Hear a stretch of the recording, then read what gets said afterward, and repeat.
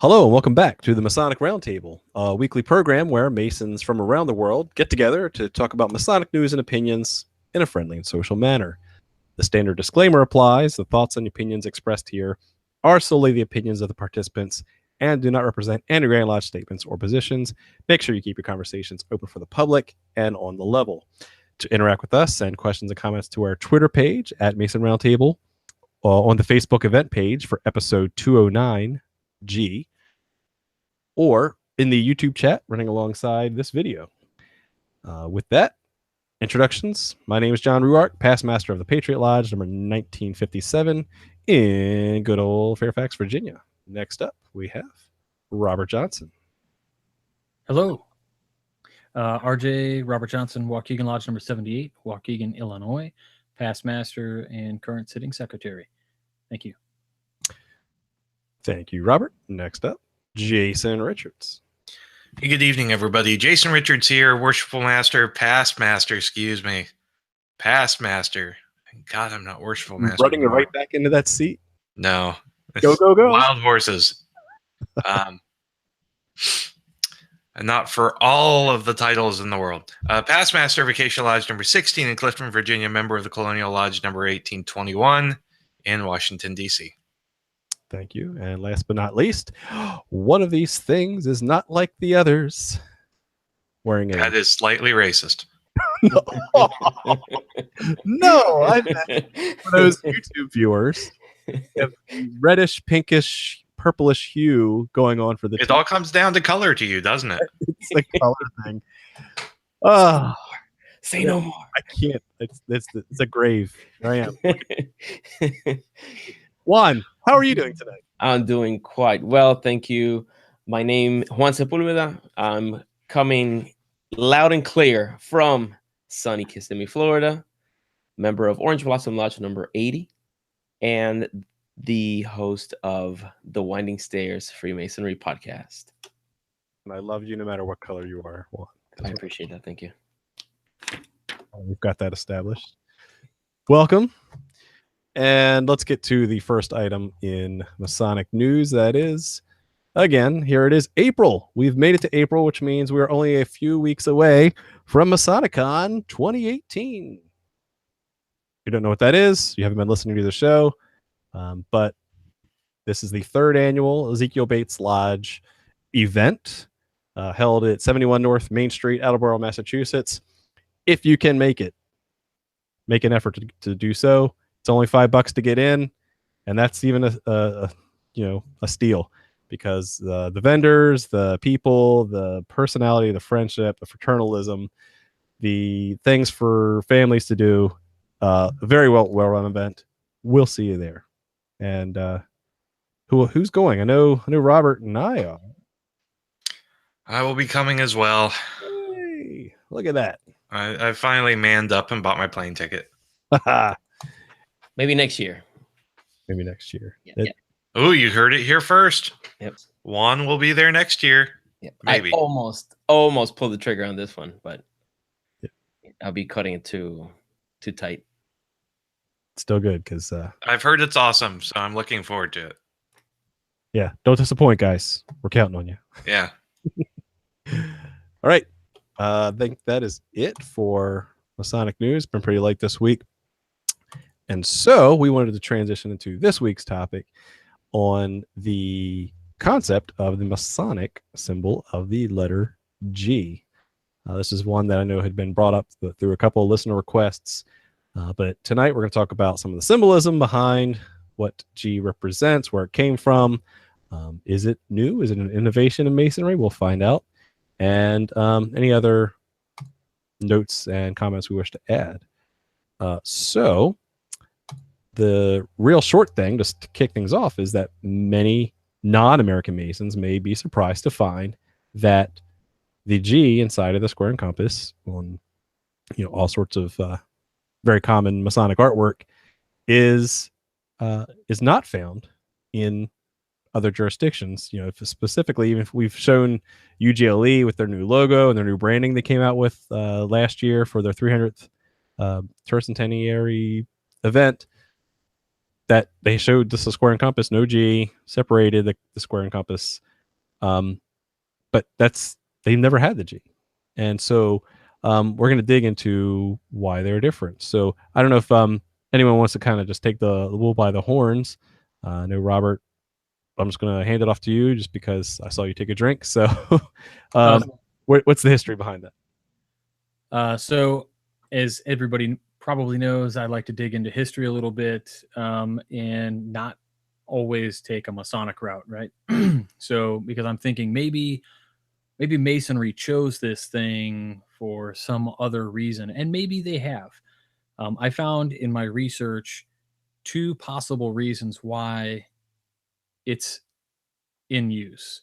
And I have some theories as of, some real deal reasons why we may have used it. But etymologically, it's as old as a Phoenician alphabet. So they're looking like 1000 BCE. And you'll be interested to know that G, as it existed there, was a letter that didn't always have a real home in a lot of alphabets. So then originally it was the third letter. It was the third letter in a sequence. So it was like, the third letter instead of ABC. I mean, replace C with G. There was a little bit of a battle between the 2 letters. And for about 400 years or so, G didn't have a home. It just wasn't used very often. And then it went through Greek and Roman stuff. And early Semitic languages, it was Gimel. And then if you look up Gimel or the letter G and the symbolism behind it, it may mean something about the throwing stick. So what's interesting, I don't know. Like initially, I thought, you want the secrets of Masonry, boy? Go get them. Throwing stick. It's just kind of a joke there, but yeah, there's a really good book out there too. That if you're interested in the history and origin of letters, it's called Letter Perfect, and a guy named David Sachs wrote it in 2003, or that's when it was published. And it just kind of goes through each history of each letter and where it's placed and whatnot. But as far as Masonry goes, 1730s, mid 18th century is when it kind of populates everywhere in the United States. I'm glad you said United States, Robert, Mm-hmm. because as you'll find, Freemasonry outside of the U.S. In general doesn't use the G. And it's also, it's really, very much limited to like, Prince Hall and mainstream Masonry in the United States, because even the co-Masonry, universal co-Masonry, uses the yod in the middle of the square and compasses instead of the G. Okay, good. So, do you know the history of like when the yod came about in that context? I do not. Okay. From Because what I've seen, I mean, do you want to hit that or no? yeah, if you got it. Let's go. So I don't know definitively, but from what I've heard and some things that I've read, and this sounds petty, but it's almost like to be different. Right. That's the only real reason. Mm-hmm. It needed to be similar, but let's make it a little different, a little more cryptic, a little more cool. We'll use the yud instead. That's what I've heard. That's what I've seen. And to be quite honest with you, that kind of fits in human nature. Right. So what I'm implying then is that the yod came after the American G. Right. So we had the OG and we had the yod. So what we do know is that, okay, so unified constituted Freemasonry happened around 1717-ish, according to Jason Richards. And so we know that through exposés of Masonic rituals that it was not part of the American invention until about 1727. The earliest that we have of a ritual part was called the Wilkinson manuscript. They talk about a little bit of catechism back and forth about what does the letter G signify, and they go back and forth there. So we can date that to around 1727. So at best, 10 years, say give or take maybe a year, so 8 years, because it had to have already been in work for it to be written down. There's an 8-year gap from when it was founded until we start to see some written documentation about the letter G, right? So, and then we do fast forward a little bit to 1730 in Pritchard's Masonry Dissected. They go into questions and answers in the fellowcraft degree about why were you made a fellowcraft for the sake of the letter G? What does the G denote? And we'll go into that. So we can date that to around 1727. Why? Still don't know. That's the interesting part, is we still don't know what happened between 1717 England and 1727 American Masonry to make them add this G into the ritual. So now I'm going to hand the baton over to Juan for what does some of the symbolism behind the letter G as it represents, what does it mean, and that kind of thing. So take it away, Senor Juan. Okay, well, among the symbolism, of course, as alluded initially, we have the great architect of the universe, and we have God, and some of the interpretations of why it is there. If you think of the purpose of the working tools, you have the circumspection. Did I say that right? The circumspection, yeah, keeping our passions within due bounds and squaring our actions. Those are two tools that help us create something. And at the center of it all is the creator, if we were to accept that interpretation of it being the great architect. So in a sense is us doing the labor in the presence of the great architect. And if you keep it along the lines of our allegorical language of architecture, you have at the very center he who basically dictates the plans on the trestle board, and here we come as workers and follow his rule and guide in our efforts to be virtuous and circumspect. So that is one of the more poetic in one of the ones that is closest to me, one of the ones that I like the most. The other interpretation I came across is geometry, geometria. So, but in that, I didn't connect as much with that portion of it. So if you have anything to add. So actually I find that interesting because, you could easily make that connection to geometry, right? We talk about the grand architect of the universe, and exoterically, meaning those who are outside the craft could see, well, what do you mean? Which is it? Is it God or is it geometry? What is it? Why are you focused? Why are you all obsessed with geometry? But if you go back to like our geometry episode, and we talk about how geometry is the natural science of how do we explain God's creation, right? That it is how we mathematically work with both the physical bounds we have on the earth and the celestial bounds that we're trying to aspire to one day, right? And so if you look at sacred geometry and how that is an evolution, one could argue that the operative Masons had a little bit of understanding of sacred geometry to do divine ratios and the cathedral building and that kind of thing. So I think it is, in my interpretation, a natural extension of God and geometry being linked together in that symbolic sense. Yep. Jason, any thoughts you have on that?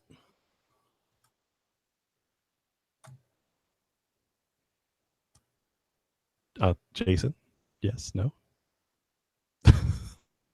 Sorry, having trouble getting my mic working. Figured out how to use the button. Good. Yes. No. One of the interesting things that I came across was a supposed third what was a supposed third meaning of the letter G, which is symbolizing gnosis. And of course, this is stuff that I've read on like GnosticWarrior.com. So it it fits with their theme. But if you look numerically at the letter G, and it's the letter G in Greek is actually is the third letter as opposed to not the seventh letter. So Gnostic Warrior goes through how that's emblematical of the number 3, which runs throughout Freemasonry with 3 degrees. Alpha, beta, gamma. Gamma would be the third letter. Not Yes. G, but gamma. Mm-hmm. And it still is. What's interesting is I've heard Freemasonry referred to as Three-Masonry. Interesting. Just kidding. First up, I'd like that. That's wow. it. You heard it here live. So there's a postulation that the letter G in Freemasonry, signifies gnosis and knowledge, and of course that goes with our quest for light and knowledge and truth in the fraternity, and that's even something that Eliphas Levi, and Albert Pike have mentioned in their respective works. It's the connection of the G to Gnostic thought and Gnostic philosophy. Now, I don't have my sources with me, but I want to go back and pull the thread on the Greek letters, right? So if you have the G equivalent, meaning the third letter, gamma, I've also seen in other square and compasses the fourth letter of the Greek alphabet, delta, being used in the center of the square and compasses. Delta being symbolically drawn as a triangle for obvious reasons. When we talk about Freemasonry, that delta was used as a symbol of deity, not because it's the fourth letter, but because it has 3 sides. And so it is a symbol of, of course, you can see, the all-seeing eye stuck in a pyramid, blah, blah, blah. But in non-U.S. speaking or non-American speaking jurisdictions, you may see the delta used as a symbol of the divine inside the square and compasses as well. Mm-hmm. Now, I know, Robert, you were also talking a little bit in the YouTube chat about a famous 4-letter word that you've done a lot of research on. So you want to pull that thread? I mean, sure. I don't know exactly how to tie it to the letter G, but essentially, we talked about the yud, right? So the yud is it's the first letter of the Tetragrammaton written right to left in Hebrew. There's no way to pronounce it, right? So this is one of the literal reasons why it's an ineffable name, is because we can't say it. We don't know how to pronounce it. There are rumors that, God was so upset with the people of Israel that he sent in and people killed them all before the high priest was allowed to pass the secret on how to pronounce the name. And so the name is lost. So there we go again. We have something that's lost. But, looking at this in a literal sense in terms of academic, I mentioned it in the YouTube chat. Everybody we have this preoccupation with putting things in linear order, with having to understand them. But really, the Tetragrammaton is not meant to be understood that way. And what we need to understand is that for years, we try to do things like, there was a famous Bible dude, and I can't remember the guy's name, but he's the guy who basically put the Bible in a timeline. He's responsible for like kind of the modern way it's laid out. And that same kind of thinking leads us to do things like, the English translation or the closest thing to it is YHWH or Yahweh, right? Or the absolute English interpretation of this is given with as a church in the United States, the Jehovah's Witnesses. The name is transfixed as Jehovah. And I'm sure everybody realizes Indiana Jones, Last Crusade, Jehovah spelled with an I, Sean Connery, right? And Indy almost falls to his death. Anyway, it's wrong because that's a transliteration. And that means that when you are saying the name that way, you are just pronouncing the names. It would be like instead of me saying John and pronouncing Jon, I'm saying, hey, Jon, or Jon, Jon. How do I say this? I don't know. Like you're not saying the word. It's like how Robert begins with R, but when you say R, it starts with an A sound. So there is no way to pronounce YHWH. It's totally lost. Like this is the idea behind the reason it's ineffable. So understand that when we're talking about it. And maybe it's a little bit more mysterious. You know, at one point we made a Waukegan Lodge coin, and in the center, I went to put a Yud first as my first draft design, and the Lodge was like, nope, it's got to be a G. And they shut me down. So I wanted to make it a little bit more mysterious. I wanted it to make a little bit more meaningful to like a spiritual thing or whatever. But I think we're kind of entrenched in traditional sense. There's nothing more American than hot dogs, Freemasonry with a G in the middle. That's right. It's funny because on the line of that American comment, one design that I made a year or two ago for a shirt, it was the American flag, and it had a negative space cut out for the square and compasses. So the square and compasses are implied, and I left it empty. And some people saw red. It's like, how come it doesn't have a G in the middle? You pagan fool. It's like, all right, relax. It's like, it's a design. It's not necessarily, my rejection of the letter G. But there are brothers who, and this is something I mentioned in the past, that other practices of Freemasonry don't have such a heavy connotation on God.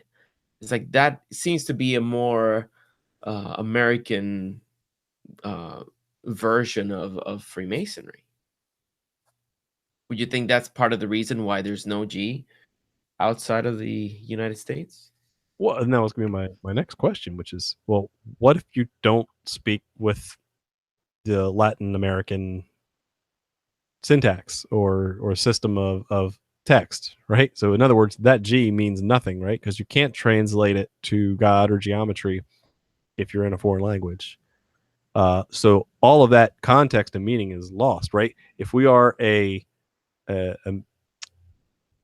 hidden or a fraternal society with symbols, as soon as you put text on top of that, you've now, quote unquote, tainted the meaning of the symbol because you've now branded it with a fixed group that only a subset can understand. It's really interesting to think about that way because when we look at languages, like think about this,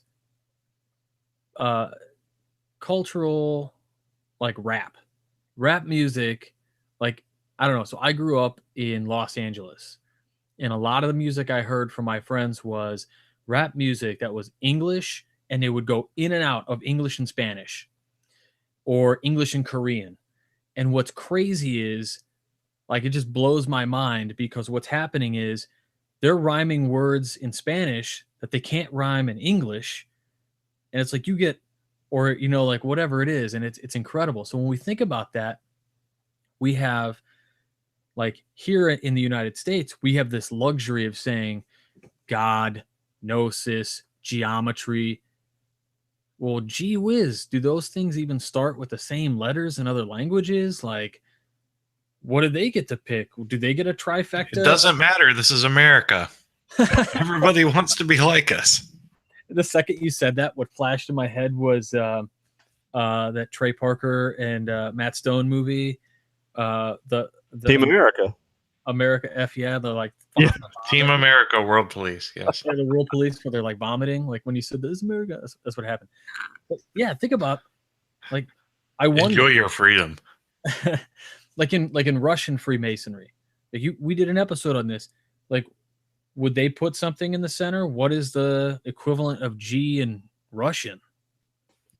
There's a Ge, but I do not know. I'm sorry, I don't mean to put you on the spot, but you're the only guy I know. No pressure, but There's a Ge, but if you look at God, that actually means year as opposed to God. Looks like God in Russian sounds or starts with a B or a hard be. Boh. So yeah, man, like it's American as apple pie for sure. So the real question is, because of that, is it a quote unquote innovation in masonry? Is it a new thing that has been added in? And is that a good thing? Not anymore. So it's been around almost as long as the Masonic third degree has been around. The Masonic third degree was the original innovation in masonry, so I don't know if it matters. Also, I guess technically it's older than the third degree. Yeah. 1727. I think we really innovations in masonry after the landmarks. Which were about 1860. Yeah, so like if it's after 1860, Don't worry okay, about we've had all these changes up till now, but no more. We're cut off. I don't need anything else except this Yeah, and this. and then you just pile it on. Jerk reference.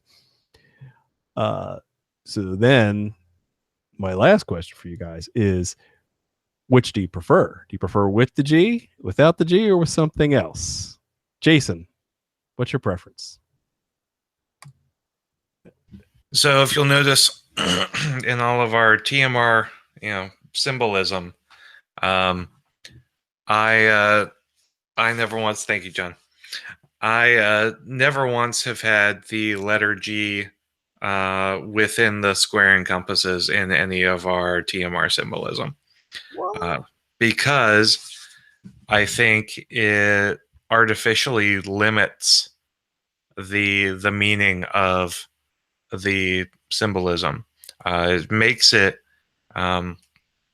applicable for English-speaking Freemasons, really only. So I prefer to inscribe a point within the square and compasses, surrounded by a circle, so that you have the circumpunct, and the point within the circle is in the middle of the square and compasses, which is a more universal representation of deity, a much more ancient representation of deity. Boom. All right. So I'll take it without it any day of the week. With a point, but without the G. Yeah. Juan, what say you? What's your preference?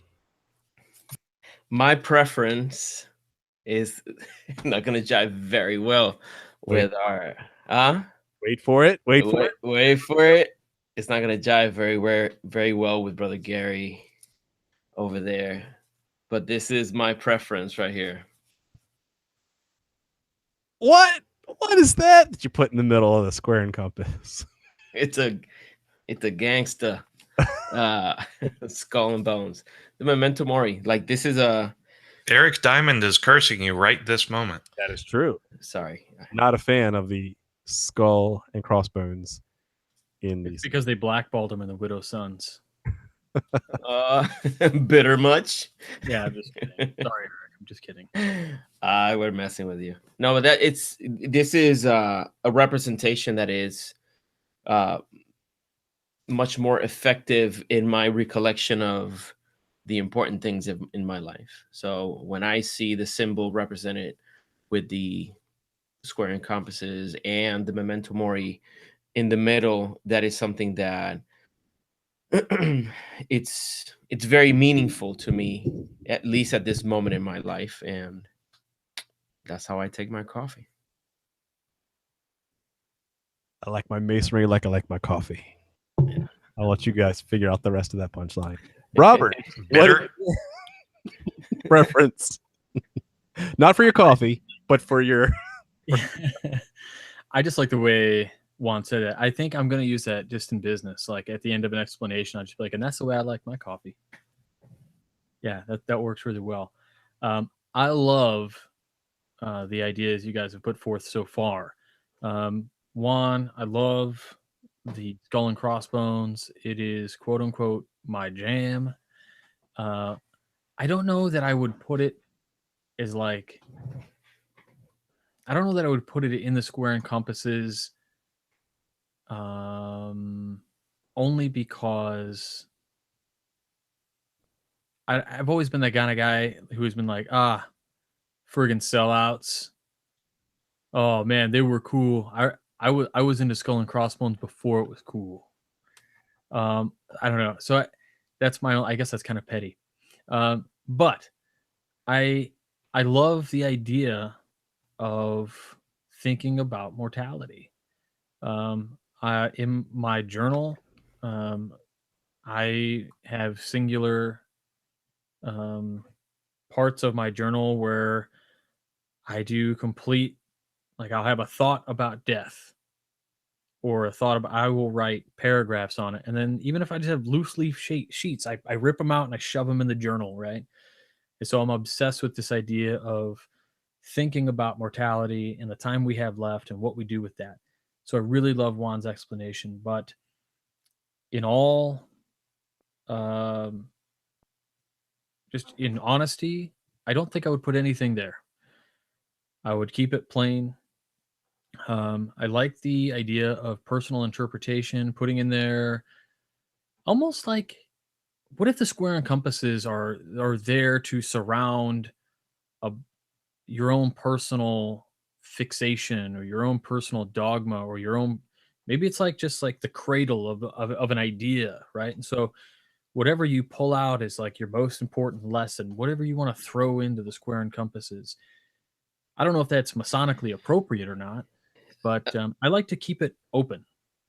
Well, I can tell you that someone's rolling their eyes right now. It's like, no, that's not how it is. All right, And, well, and we don't. I'm going to commission you. You're going to make a new T-shirt. It's going to have pancakes in the middle. Boom! It's already done. No, waffles. Oh, that is American Masonry. All right, nailed it. No, we're going with waffles. Waffles or go home. So I think just plain would be the way I would want to go. And again, probably to, like, I guess in a corporate sense, I'm a big fan also of one message. Like we should agree on one common message, and then there's flavors out there, right? But here's the message. And we should probably stick to that. We should have a good symbol that we brand on that's universally recognized. And I think we have that, and we just see differences here and there. But if I could, just plain. Sweet. All right. So, big reveal. We've established my favorite Masonic symbol is the point within a circle and for what it represents. We've established that I kind of like skulls. We've also established that G only is not a symbol. It is, you could argue letters are symbols, but they are symbols narrowed down to a select few and are not universal. And so I'm going to back up Robert on this one and say my preference, although, I'm fascinated with mortality for the same reasons. I'm fascinated with getting to know the divine. As far as how I like my square and compass, I like my coffee with nothing in it. So anyway, yeah. So I am a fan of the traditional square and compasses only, nothing in the center, as it being implied. And if you read some Pike and a little bit of Mackey, you'll understand too what those two working tools, the square and the compass, symbolize, and how we're taught to use them through the various degrees. That's something I usually say for a tiled presentation about where I go into the history of what these symbols mean, and then how we're taught to use them through the various degrees, so that they themselves have significant meaning without the G, right? That those two and how they're laid, how they're operated, have a certain connotation that you really don't need the G for at that point. So that's about all I'll say for that. So I'm in the nothing in the center camp. All right, I think we've covered a variety of aspects of the center of the square and compasses. So I'm going to cut to Jason for commentary on the interwebs. Okay, so going to the YouTube chat first. Got a lot of really good comments going on there. So if you're watching the video on YouTube, check it out, interact with us, and interact with other viewers and other live viewers.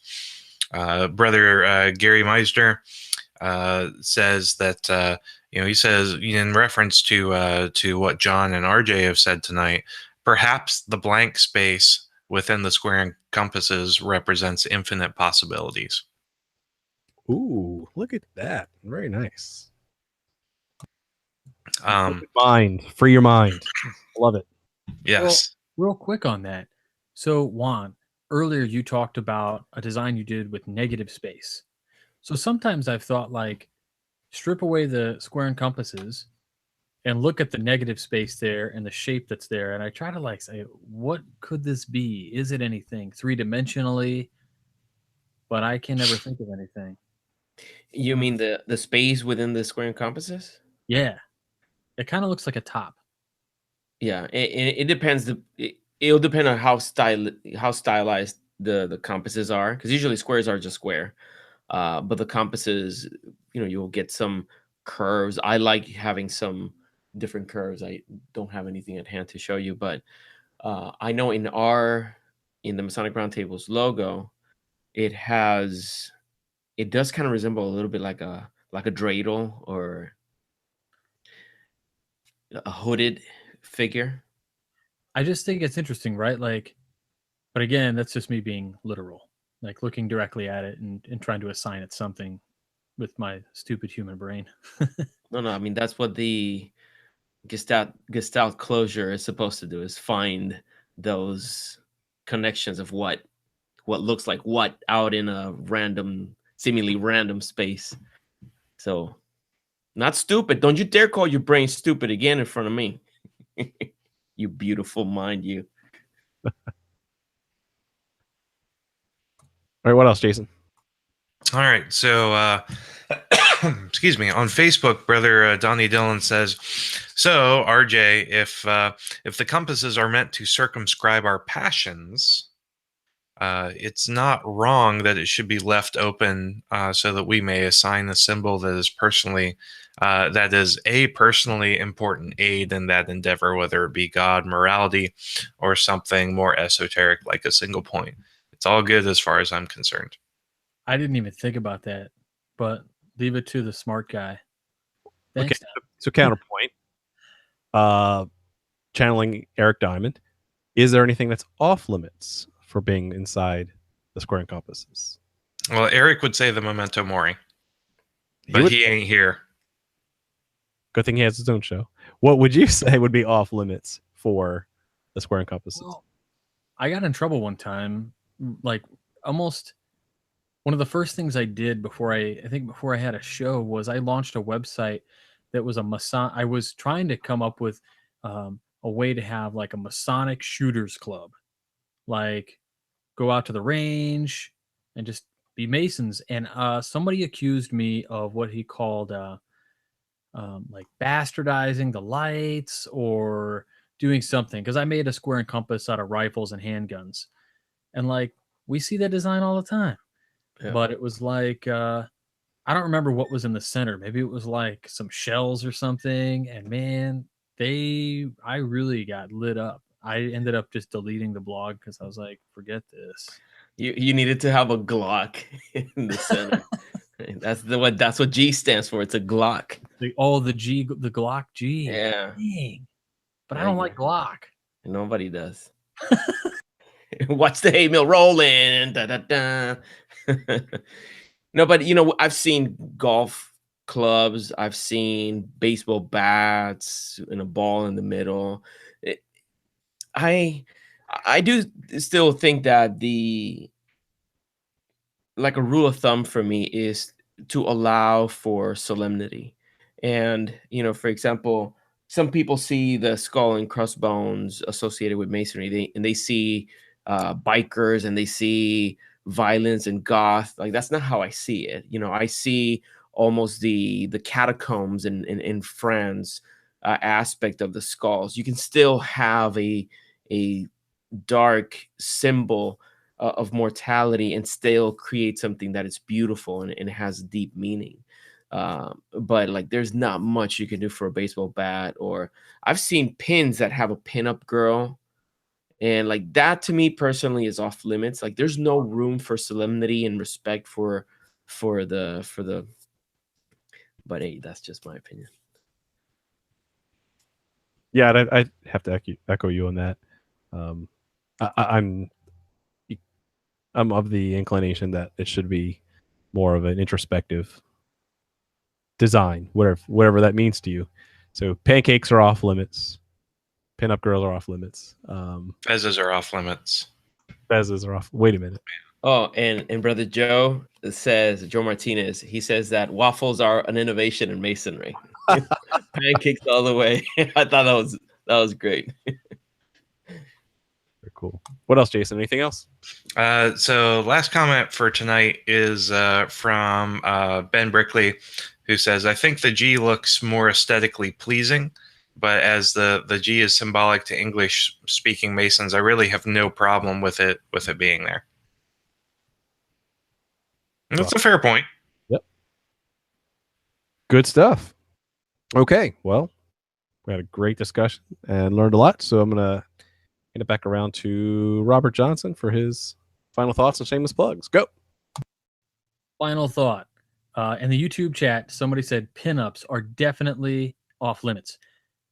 Full confession, I have the entire set of those pins. In fact, I talked with a guy and he gave me like demo ones with girls with different colors.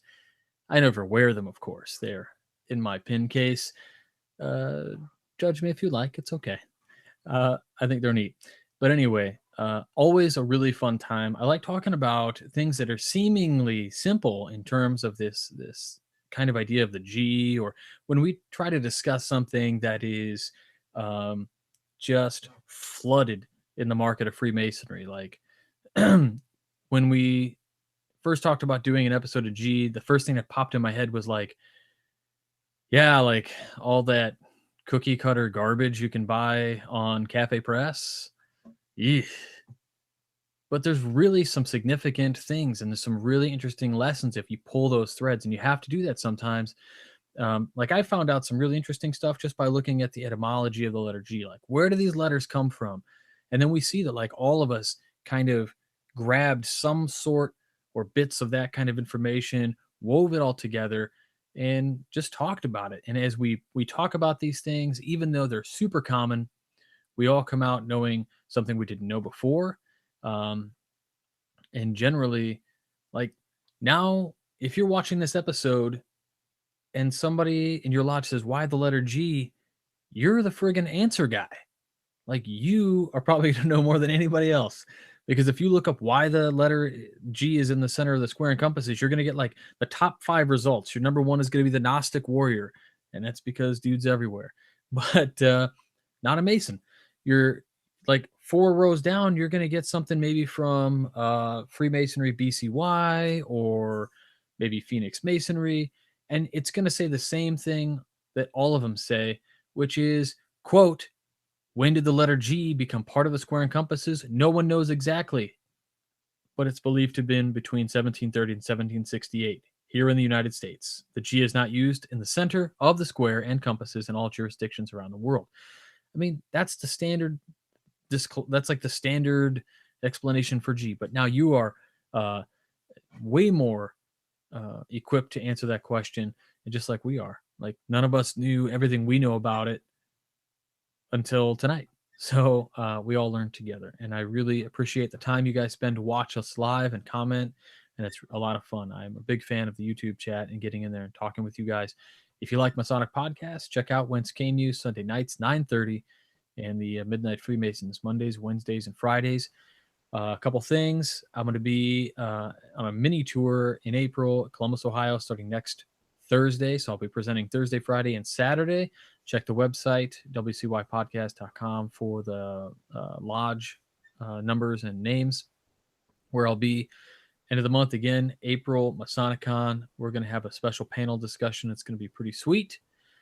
And we just got Travis Simpkins on the Midnight Freemasons. He's a regular contributor now for us, and he writes some really great stuff. He's got a new article going up tomorrow morning, so check it out. Thanks, guys. All right. Let's see. Who do we have next? Juan Sepulveda. What say you?